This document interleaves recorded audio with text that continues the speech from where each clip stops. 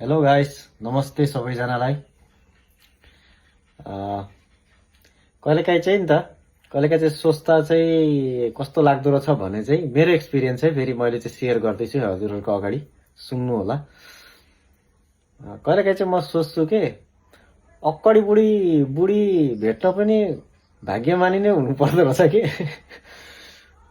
तिमी आफ्नो काम गर न, तिमीलाई मैले भनेको होइन त। तिमी मोबाइल हेर्दैछौ, हेरिराख न। म चाहिँ यता यहाँ उसँग गफ गर्दैछु। अक्कडी बुढी भेट्न पनि भाग्य नै चाहिँदो रहेछ के। घरिघरि कति प्राय म अरूका बुढाबुढीहरू हेर्छु, ग्याजाङ गुजुङ भइरहेका हुन्छन्।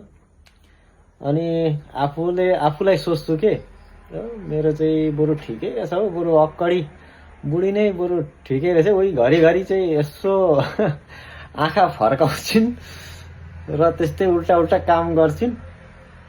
नभए त बुढी चाहिँ अक्कडी बुढी नै ठिक हुँदो रहेछ हौ। मैले चाहिँ यसो विचार गरेको कि म अगाडि छुइनँ, सबैभन्दा फर्स्ट सबैभन्दा